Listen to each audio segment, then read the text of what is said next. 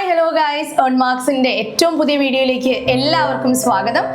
+2 പഠനം പൂർത്തിയാക്കണം അല്ലെങ്കിൽ 10ാം ക്ലാസ് പഠനം പൂർത്തിയാക്കണം, വിദ്യ കൈകളിലേക്ക് നേടണം എന്ന് ആഗ്രഹിച്ച് ഈ ഒരു വീഡിയോ കാണുന്ന എല്ലാവരെയും ഏറെ സ്നേഹത്തോടെ ഈ ഒരു യൂട്യൂബ് ചാനലിലേക്ക് സ്വാഗതം ചെയ്യാണ്. ഈ ഒരു ചാനൽ നിങ്ങൾ ആദ്യമായിട്ടാണ് കാണുന്നതെങ്കിൽ ഇപ്പോൾ തന്നെ സബ്സ്ക്രൈബ് ബട്ടൺ ക്ലിക്ക് ചെയ്യുക. അതുപോലെ തന്നെ NIOSുമായി ബന്ധപ്പെട്ട് 6 മാസം കൊണ്ട് 10ാം ക്ലാസ്സും അതുപോലെ തന്നെ +2 കംപ്ലീറ്റ് ആക്കുന്നതുമായി ബന്ധപ്പെട്ടിട്ടുള്ള എല്ലാ അപ്ഡേറ്റ്സും നിങ്ങളിലേക്ക് എത്രയും പെട്ടെന്ന് എത്താൻ വേണ്ടിയിട്ട് നമ്മുടെ ഒരു ചാനലിന്റെ ബെൽ ഐക്കണും കൂടി ഒന്ന് ക്ലിക്ക് ചെയ്തിടുക. സോ നമുക്ക് ഇന്നത്തെ വീഡിയോയിലേക്ക് കിടക്കാം. മലയാളം എന്ന് പറയുന്നത് നമുക്ക് എല്ലാവർക്കും ഇഷ്ടമുള്ള ഒരു സബ്ജക്റ്റ് ആയിരിക്കും പൊതുവെ പഠിക്കാൻ. നമ്മുടെ മാതൃഭാഷ ആയതുകൊണ്ട് തന്നെ നമുക്ക് കമ്പാരിറ്റീവ്ലി പഠിക്കാൻ എളുപ്പമുള്ള, കുറച്ചും കൂടി ഇൻട്രസ്റ്റ് ഉള്ള ഒരു സബ്ജക്റ്റ് ആയിരിക്കും മലയാളം എന്ന് പറയുന്നത്. അപ്പൊ അതുകൊണ്ട് തന്നെ നമുക്ക് ആദ്യം നമ്മുടെ ഒരു സിലബസ് ഒന്ന് നോക്കി പോവാന്ന് വിചാരിക്കുകയാണ് ഇന്നത്തെ വീഡിയോയിൽ. നമ്മളിന്ന് നോക്കുന്ന സിലബസ് മലയാളത്തിന്റെ +2 മലയാളം സിലബസ് ആയിരിക്കും. അപ്പൊ എന്തായാലും ഒബ്വിയസ്ലി കേരളത്തിൽ നിന്ന് നമ്മൾ സെക്കൻഡ് ലാംഗ്വേജ് ആയിട്ട്, ഫസ്റ്റ് ലാംഗ്വേജ് ആയിട്ട് ഇംഗ്ലീഷ് നിർബന്ധമായിട്ടും പഠിക്കണമെന്ന് എല്ലാവർക്കും അറിയാമെന്ന് വിചാരിക്കുകയാണ്.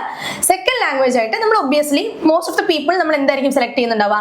മലയാളമായിരിക്കും സെലക്ട് ചെയ്യുന്നുണ്ടാവുക. അപ്പൊ മലയാളത്തിന്റെ സിലബസിനെ പറ്റി നമുക്കൊന്ന് ചർച്ച ചെയ്ത് പോവാണ്. അപ്പം നമ്മൾ സിലബസ് രണ്ടായിട്ട് തിരിച്ചിട്ടുണ്ട്.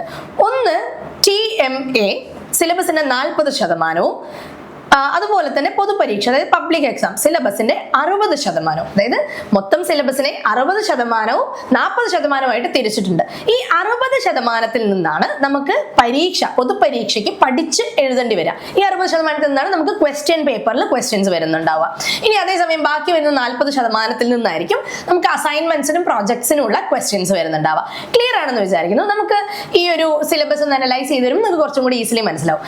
മലയാളത്തിൽ മൊത്തം 28 പാഠങ്ങളാണ് ഉള്ളത്. 28 പാഠങ്ങളാണുള്ളത്. അപ്പൊ നമ്മളത് വലിയൊരു സംഖ്യയാണ് അല്ലേ? 28 പാഠങ്ങൾ എന്നൊക്കെ പറയുമ്പോൾ അത്യാവശ്യം അതൊരു വലിയ സിലബസ് തന്നെയാണ്, വാസ്റ്റ് ആയിട്ടുള്ള ഒരു സിലബസ് തന്നെയാണ്. നമുക്ക് പെട്ടെന്നൊരു കൺഫ്യൂഷൻ വരും, അയ്യോ 28 ചാപ്റ്റർ പഠിച്ചു തീരുമോ എന്നുള്ളൊരു ചോദ്യമുണ്ട്. അവിടെയാണ് ഈ ഒരു സിലബസിന്റെ 60%വും 40%ആയിട്ട് തിരിക്കുന്നതിന്റെ ഉദ്ദേശം വരുന്നത്. സിലബസിന്റെ 60%ആയിട്ടുള്ള 18 പാഠങ്ങൾ, 28ൽ 18 പാഠങ്ങൾ മാത്രമാണ് നമ്മൾ പഠിച്ച് പരീക്ഷയ്ക്ക് എഴുതേണ്ടി വരിക. ഈ 18 പാഠങ്ങളിൽ നിന്ന് മാത്രമായിരിക്കും നമുക്ക് പരീക്ഷയ്ക്ക് ചോദ്യം വരുന്നുണ്ടാവുക. ബാക്കി വരുന്ന 10 പാഠങ്ങൾ TMAയിൽ നിന്നിട്ടായിരിക്കും എന്ത് വരുന്നുണ്ടാവുക? അസൈൻമെന്റ്സിനും അതുപോലെ തന്നെ പ്രോജക്റ്റിന്റെയും ചോദ്യങ്ങൾ വരുന്നുണ്ടാവുക. അപ്പം കുറച്ചും കൂടെ ക്ലിയർ ആയി എന്ന് വിചാരിക്കുകയാണ്. ഇനി നമ്മുടെ ഈ ഒരു മലയാളം സിലബസ് 5 മൊഡ്യൂളുകളായി തിരിച്ചിട്ടുണ്ട്. 1 കവിത, 2 കഥ, 3 വൈജ്ഞാനിക സാഹിത്യം, 4 പരിഭാഷ, 5 കലയും സാഹിത്യവും എന്നിങ്ങനെ 5 മൊഡ്യൂളുകളായിട്ടാണ് നമ്മുടെ സിലബസിനെ തിരിച്ചിട്ടുള്ളത്. അതായത് സിലബസിൽ ഇങ്ങനെ 28 പാഠങ്ങളിൽ കുറച്ചെണ്ണം കവിതയായിരിക്കും, കുറച്ചെണ്ണം കഥയായിരിക്കും, കുറച്ചെണ്ണം വൈജ്ഞാനിക സാഹിത്യമായിരിക്കും, കുറച്ചെണ്ണം പരിഭാഷയായിരിക്കും, ചിലത് കലയും സാഹിത്യവുമായിരിക്കും. അപ്പൊ നമുക്ക് എന്ത് ചെയ്യാം? കവിത ആ ഒരു ബ്ലോക്കിന്റെ അണ്ടറിൽ, ആ ഒരു ഏരിയന്റെ അണ്ടറിൽ ഏതൊക്കെ പാഠങ്ങളാണ് വരുന്നതെന്നും അതിൽ ഏതൊക്കെ പാഠങ്ങളാണ് അസൈൻമെന്റ് പ്രോജക്റ്റ് ഏരിയയിൽ വരുന്നതെന്നും ഏതൊക്കെ പാഠങ്ങളാണ് നമ്മൾ പരീക്ഷയ്ക്ക് പഠിച്ചെഴുതേണ്ടതെന്നും നമുക്കൊന്ന് നോക്കാം. അപ്പം ഒന്നാമത്തെ പാഠമായിട്ടുള്ള അമ്മയ്ക്കൊരു സന്ദേശം നമ്മൾ പരീക്ഷയ്ക്ക് പഠിച്ചെഴുതേണ്ടതില്ല, മറിച്ച് നമ്മൾ എന്താണ് ചെയ്യേണ്ടത്? അതിൽ നിന്നായിരിക്കും അസൈൻമെന്റ്സിനും പ്രോജക്റ്റിനുള്ള ക്വസ്റ്റ്യൻസ് വരുന്നുണ്ടാവുക. നമ്മൾ ഒരു അസൈൻമെന്റും പ്രോജക്റ്റും മാത്രം ചെയ്ത് കൊടുത്താൽ മതിയാകും. നമ്മളത് എന്തിനു ചെയ്യേണ്ട? പരീക്ഷയ്ക്ക് പഠിക്കേണ്ട. അതുപോലെ തന്നെ 5ാമത്തെ പാഠമായിട്ടുള്ള ഒരു പാട്ട് പിന്നെയും, അതുപോലെ തന്നെ 6ാമത്തെ പാഠമായിട്ടുള്ള മാപ്പ്, 21ാമത്തെ പാഠമായിട്ടുള്ള 1, 2, 3 എന്നീ പാഠങ്ങൾ, കവിതയുടെ ബ്ലോക്കിൽ നിന്നുള്ള ഇത്രയും പാഠങ്ങൾ TMA പോർഷനാണ്. ഇനി ബാക്കി വരുന്ന പാഠങ്ങൾ 2ാമത്തെ പാഠമായിട്ടുള്ള കാലനില്ലാത്ത കാലം, 7ാമത്തെ പാഠമായിട്ടുള്ള വിട്ടയക്കുക, 13ാമത്തെ പാഠമായിട്ടുള്ള ഗാന്ധാരി വിലാപം, 20 ഇന്നു ഞാൻ നാളെ നീ, 22 അന്തിത്തിരി, 23 അന്നത്തെ പുണ്യം എന്നീ പാഠങ്ങൾ. അതായത് ഇവിടെ വരുന്ന എത്രയാണ്? ഈ ഒരു കവിതയുടെ ബ്ലോക്കിൽ മൊത്തം 10 പാഠങ്ങളുണ്ട്. അതിൽ 6 പാഠങ്ങൾ പൊതുപരീക്ഷയ്ക്ക് വരുന്നതായിരിക്കും. അതായത് 60%, മൊത്തം 10ൽ 6 പാഠം എന്ന് പറയുമ്പോൾ 60% പൊതുപരീക്ഷയ്ക്ക് പബ്ലിക് എക്സാമിന് നമ്മൾ റിട്ടേൺ ആയിട്ട് പഠിച്ചെഴുതേണ്ട പാഠങ്ങളായിരിക്കും. ബാക്കിയുള്ള 4 പാഠങ്ങൾ എന്തായിരിക്കും? നമുക്ക് അസൈൻമെന്റും പ്രോജക്റ്റും വരുന്നതായിരിക്കും. അപ്പൊ കുറച്ചും കൂടെ ക്ലിയർ ആയെന്ന് വിചാരിക്കുകയാണ്.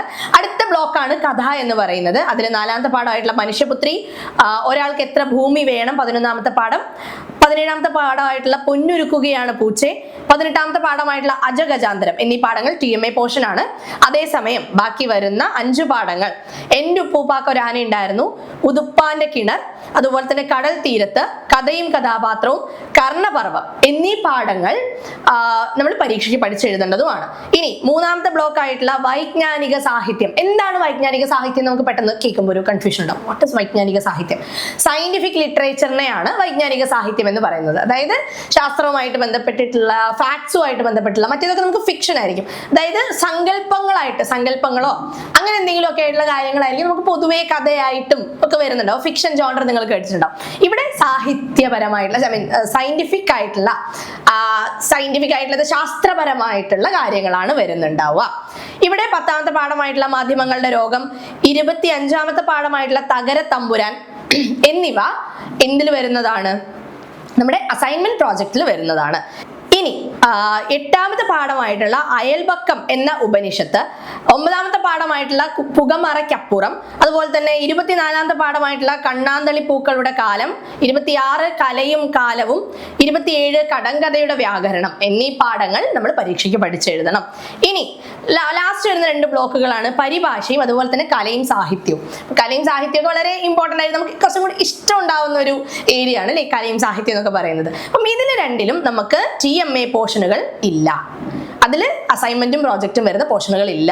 മറിച്ച് രണ്ടിലും ഓരോരോ പാഠങ്ങൾ വെച്ചിട്ടാണ് നമുക്ക് പൊതുപരീക്ഷയ്ക്ക് പഠിച്ചെഴുതാനുണ്ടാവുക. ആദ്യത്താണ് 12ാമത്തത്, അതായത് പരിഭാഷയിൽ 12ാമത്തെ ചാപ്റ്റർ ആയിട്ടുള്ള ലളിത ജീവിതം പഠിച്ചെഴുതണം. അതുപോലെ തന്നെ കലയും സാഹിത്യത്തിൽ 28ാമത്തെ പാഠമായിട്ടുള്ള സബർമതിയുടെ തീരത്ത്, ഈ പാഠവും നമ്മൾ പഠിച്ചെഴുതേണ്ടതാണ്. ഇനി നമുക്കൊരു ഡൗട്ട് ഉണ്ടാവും, എങ്ങനെയാണ് ഈ ക്വസ്റ്റ്യൻ പേപ്പർ ഉണ്ടാവുക? എന്താണ് ഈ ക്വസ്റ്റ്യൻ പേപ്പറിനകത്ത് ഉണ്ടാവുക? എങ്ങനെയാണ് ഇതിന്റെ മോഡല്? എത്ര ടൈപ്സ് ഓഫ് ക്വസ്റ്റ്യൻ ഉണ്ടാവും? ഇതൊക്കെ നമുക്കൊരു ഡൗട്ട് ഉള്ള ഒരു കാര്യമാണ് അല്ലേ? അപ്പം അതിനെപ്പറ്റിയും കൂടെ നമുക്ക് ഈ ഒരു വീഡിയോയിൽ ഒന്ന് ഡിസ്കസ് ചെയ്ത് പോവാം. എന്താണ് ആ ഒരു ക്വസ്റ്റ്യൻ്റെ മോഡൽ, ടൈപ്സ് ഓഫ് ക്വസ്റ്റ്യൻ? നമ്മുടെ ക്വസ്റ്റ്യൻസിനെ നമ്മൾ 5, അതായത് NIOSന് വരുന്ന ക്വസ്റ്റ്യൻസ് നമ്മൾ 5 ടൈപ്സ് ആക്കിയിട്ടാണ് തിരിച്ചിട്ടുള്ളത്. NIOSന് 5 ടൈപ്സ് ഓഫ് ക്വസ്റ്റ്യൻസ് ആണ് വരുന്നുണ്ടാവുക. മൊത്തം 80 മാർക്കിലായിരിക്കും ഉണ്ടാവുക. നമുക്കറിയാലോ അല്ലെ? ബാക്കി 20 മാർക്ക് TMA പോർഷൻ. 80 മാർക്കാണ് നമ്മൾ ഈ എന്തിൽ നിന്ന് എഴുതിയെടുക്കേണ്ടത്? ഈ 60% വരുന്ന സിലബസിൽ നിന്ന് പഠിച്ച് എഴുതിയെടുക്കേണ്ട 80 മാർക്കിനായിരിക്കും നമുക്ക് ചോദ്യങ്ങൾ വരുന്നുണ്ടാവുക. ആദ്യത്തെ ടൈപ്പാണ് ഒബ്ജക്റ്റീവ് ടൈപ്പ്. അതായത് ഒരു ചോദ്യം, 4 ഓപ്ഷനുകൾ, അതിൽ ഒരെണ്ണമായിരിക്കും ശരി ഉത്തരം. അതിൽ ഓരോ ചോദ്യത്തിനും ഓരോ മാർക്ക് വെച്ചിട്ടായിരിക്കും ഉണ്ടാവുക. രണ്ടാമത്താണ് 1 ലൈൻ ആൻസേഴ്സ്. അതിൽ ഒരു ചോദ്യത്തിന് 2 മാർക്കാണ് ഹോൾഡ് ചെയ്യുന്നുണ്ടാവുക. അതായത് ഒരു ചോദ്യം ഉണ്ടാവും, അതിന് ഉത്തരമായിട്ട് നമ്മൾ 1 വരി അല്ലെങ്കിൽ 1-2 വരി മാക്സിമം ആണ് നമ്മൾ ഉത്തരമായിട്ട് എഴുതേണ്ടത്. മൂന്നാമത്തെ ടൈപ്പാണ് 3 മുതൽ 4 വരികളിൽ ഉത്തരം എഴുതുക എന്നുള്ളൊരു ചോദ്യം ഉണ്ടാവും. അതായത് ഒരു ചോദ്യത്തിന് 3 മാർക്കാണ് ഉണ്ടാവുക. അപ്പം അതിന് 3 മുതൽ 4 വരി വരെ ചെറിയ കുഞ്ഞൊരു പാരഗ്രാഫ് നമ്മൾ എന്ത് ചെയ്യണം? ഇതിന് ഉത്തരമായിട്ട് എഴുതണം. ഇനി 4ാമത്തെ എന്ന് പറയുന്നത് ഷോർട്ട് എസ്സേ ആണ്. അതായത് 5 മാർക്കിന്റെ ചോദ്യമാണിത്. അത് നമ്മളൊരു പാരഗ്രാഫ്, ഒരു ഹാഫ് എ പേജ് ഒക്കെ എഴുതേണ്ടി വരും. അതായത് ഹാഫ് എ പേജ് എന്ന് പറയുമ്പോൾ നമ്മൾ ഒരു പുറം, ഇത് അടുത്ത പുറം, അതായത് ഇതാണെങ്കിൽ ഇതൊരു പുറം, ഇത് മറ്റേ പുറം ആണെങ്കിൽ ഒരു പുറമെങ്കിലും കുറയാതെ ഇത് എഴുതണം. എന്നാലാണ് നമുക്ക് കൂടുതൽ മാർക്ക് സ്കോർ ചെയ്യാൻ പറ്റും. പിന്നെ മലയാളമാണ് നമുക്ക് കുറച്ചും കൂടി നേരത്തെ പറഞ്ഞ പോലെ ഇഷ്ടമുള്ള സബ്ജക്റ്റ് ആണ്. കുറച്ചും കൂടി ഈസിലി നമുക്ക് എഴുതി ഫലിപ്പിക്കാൻ പറ്റുന്ന ഒരു സബ്ജക്റ്റും കൂടിയാണ് മലയാളം എന്ന് പറയുന്നത്. അപ്പം ഇനി അവസാനത്തെ ടൈപ്പാണ് എസ്സേ എന്ന് പറയുന്നത്. ഉപന്യാസം 10 മാർക്കിനാണ് ഈ ചോദ്യം ഉണ്ടാവുക. അത് ഒരുപാട് എഴുതാനുണ്ട്. അപ്പം ഇതാണ് ഈ ഒരു 5 ടൈപ്സ് ഓഫ് ക്വസ്റ്റ്യൻസ് എന്ന് പറയുന്നത്. അപ്പം 80 മാർക്കിനെ നമ്മൾ ഇങ്ങനെ 5 ടൈപ്പിലൂടെ ഇങ്ങനെയാണ് ഡിസ്ട്രിബ്യൂട്ട് ചെയ്യപ്പെട്ടിട്ടുണ്ടാവുക. അപ്പം നിങ്ങൾ ഈ ഒരു സിലബസ് ഒക്കെ കേട്ട് കഴിഞ്ഞപ്പം നിങ്ങൾക്ക് ചെറിയൊരു ഡൗട്ട് ഉണ്ടാവും, മലയാളമാണെന്ന് പറഞ്ഞു, പക്ഷേ കഥയൊക്കെ നമുക്ക് ഈസിലി ഒറ്റയ്ക്ക് പഠിക്കാൻ പറ്റും. നമുക്കറിയാം NIOSന് എന്തില്ല, നമുക്ക് ടീച്ചർ സ്റ്റുഡൻറ് ലേണിംഗ് മെത്തേഡ് ഇല്ല.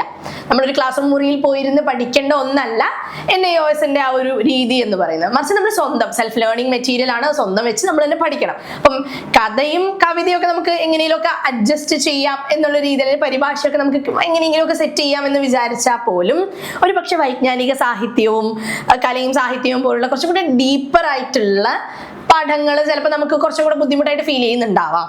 ഇനി നിങ്ങൾക്ക് അങ്ങനെ എന്തെങ്കിലും ബുദ്ധിമുട്ടുണ്ടെങ്കിൽ ഏൺ മാർക്സ് നിങ്ങളെ ഹെൽപ്പ് ചെയ്യാനാണ് ഇവിടെ ഉള്ളത്. നിങ്ങൾക്ക് എല്ലാ വിധത്തിലുള്ള സപ്പോർട്ടും നമ്മൾ ചെയ്തു തരുന്നുണ്ടാവും.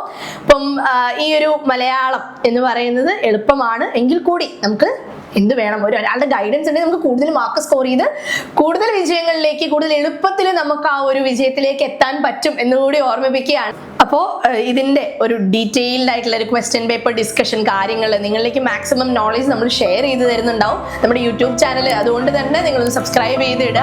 നിങ്ങൾക്ക് കൂടുതൽ വീഡിയോസും കാര്യങ്ങളൊക്കെ നമ്മുടെ ഒരു യൂട്യൂബ് ചാനൽ വരുന്നുണ്ടാവും. അതുപോലെ തന്നെ എന്ത് ഡൗട്ട് ഉണ്ടെങ്കിലും സിലബസുമായിട്ട് ബന്ധപ്പെട്ടിട്ടോ NIOSുമായി ബന്ധപ്പെട്ടിട്ടോ അല്ലെങ്കിൽ എക്സാംസുമായിട്ട് ബന്ധപ്പെട്ടിട്ടോ നിങ്ങളുടെ എന്ത് സംശയവും ആവട്ടെ നിങ്ങൾക്ക് വേണ്ടിയിട്ട് കോമന്റ് ബോക്സ് ഓപ്പൺ ആണ്. അപ്പം നിങ്ങളെ അസിസ്റ്റ് ചെയ്യാനും നിങ്ങളെ ഹെൽപ്പ് ചെയ്യാനും വേണ്ടിയിട്ടാണ് നമ്മൾ എല്ലാവരും ഇവിടെ ഉള്ളത്. അതുപോലെ തന്നെ നമ്മുടെ ഡിസ്ക്രിപ്ഷൻ ബോക്സിൽ നമ്മുടെ അക്കാദമിക് കൗൺസിലേഴ്സിന്റെ നമ്പേഴ്സ് നമ്മൾ ഡ്രോപ്പ് ചെയ്തിട്ടുണ്ട്. അപ്പം എന്തെങ്കിലും ഡൗട്ട് ഉണ്ടെങ്കിൽ അതുപോലെ തന്നെ വാട്സാപ്പ് ലിങ്ക് നമ്മൾ ഡ്രോപ്പ് ചെയ്തിട്ടുണ്ടോ. എന്തെങ്കിലും ഡൗട്ട് ഉണ്ടെങ്കിൽ നിങ്ങൾ എന്ത് ചെയ്യുക, ജസ്റ്റ് ഒന്ന് കോൾ ചെയ്യുക, അല്ലെങ്കിൽ ആ വാട്സാപ്പിൽ നമുക്ക് നമ്മുടെ ഡൗട്ടുകൾ ക്ലിയർ ചെയ്യാനുള്ള ഓപ്ഷൻസ് ഉണ്ടാവും. So see you guys on the next video. വെറും 6 മാസം കൊണ്ട് NIOS വിദ്യാർത്ഥികളെ വിജയത്തിലേക്ക് എത്തിക്കാൻ സഹായിക്കുന്ന സമ്പൂർണ്ണ ക്ലാസുകൾ ഇപ്പോൾ ഏൺ മാർക്സ് ലേണിംഗ് ആപ്പിൽ ലഭ്യമാണ്. ഈ വർഷത്തെ പുതിയ ബാച്ചിലേക്ക് അഡ്മിഷൻ എടുക്കുന്ന വിദ്യാർത്ഥികൾക്ക് പുസ്തകങ്ങൾക്ക് പുറമെ സ്റ്റഡി മെറ്റീരിയലുകളും പ്രഗത്ഭ അധ്യാപകരുടെ ഏറ്റവും മികച്ച റെക്കോർഡഡ് ക്ലാസുകളും ഉടൻ സ്വന്തമാക്കാം. ഏൺ മാർക്സ് ലേണിംഗ് ആപ്പ് ഇപ്പോൾ തന്നെ ഡൗൺലോഡ് ചെയ്യൂ. അഡ്മിഷന് വേണ്ടിയും കൂടുതൽ വിവരങ്ങൾക്കും താഴെ കാണുന്ന നമ്പറിൽ ഉടൻ ബന്ധപ്പെടൂ. Earn marks, your perfect learning partner.